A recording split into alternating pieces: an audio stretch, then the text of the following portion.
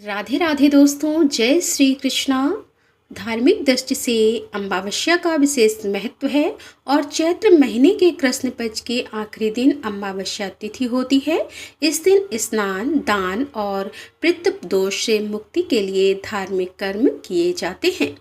गरुड़ पुराण के अनुसार अमावस्या को पूर्वज अपने वंशजों के यहाँ जाते हैं और उनसे भोजन और जल ग्रहण करते हैं।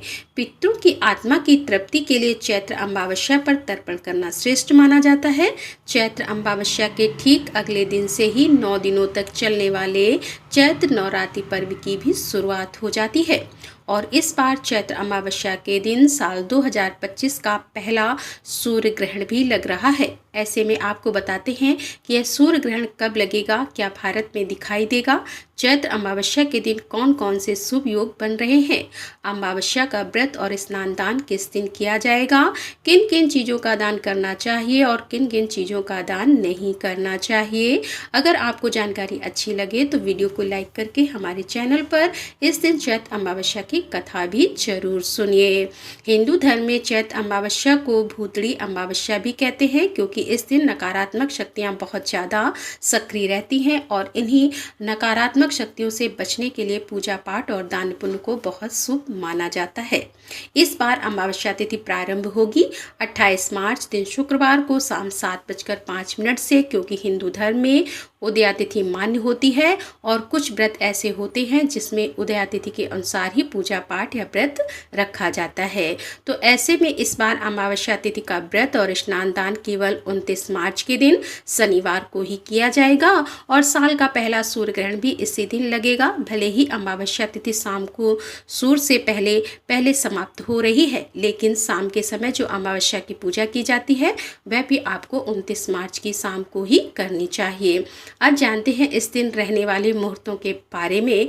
तो 29 मार्च शनिवार को सूर्योदय होगा सुबह 6:02 पर और सूर्यास्त होगा शाम 6:37 पर।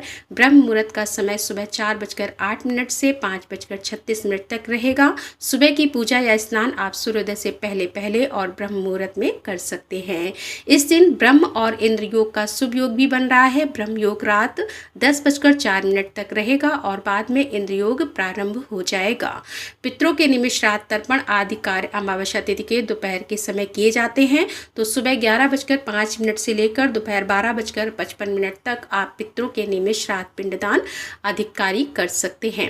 राहु काल सुबह 9 बजे से लेकर 10:30 बजे तक रहेगा। यदि जीवन से दुख और नकारात्मकता को दूर करना है तो चैत्र अमावस्या के दिन पूजा पाठ करके अपनी सामर्थ्य के अनुसार कुछ न कुछ दान दक्षिणा निर्धनों को अवश्य देनी चाहिए।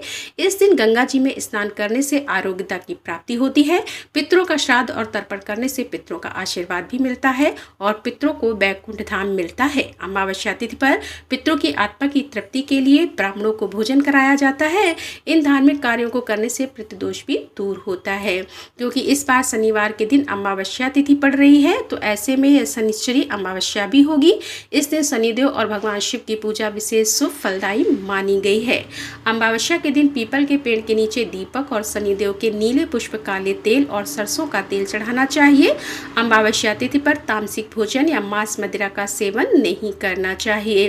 अंधेरी सुनसान जगह पर जाने से बचना चाहिए और किसी के द्वारा दी गई सफ़ेद चीज का सेवन भी इस दिन नहीं करना चाहिए। खास तौर पर ऐसे लोगों को जिन्हें बहुत ज़्यादा मानसिक तनाव रहता हो, इस दिन पक्षियों को अनाज डालना चाहिए, चींटियों को चीनी और आटा खिलाना चाहिए, गरीबों को वस्त्र, भोजन इत्यादि चीज़ों का दान करना चाहिए।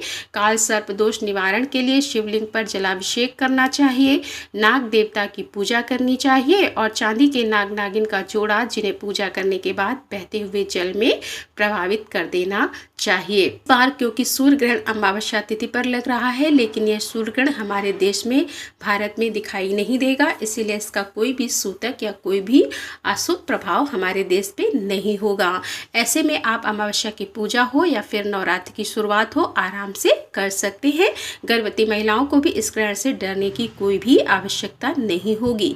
तो दोस्तों, यह थी आज की वीडियो। जानकारी अच्छी लगी हो तो लाइक जरूर कीजिएगा। धन्यवाद।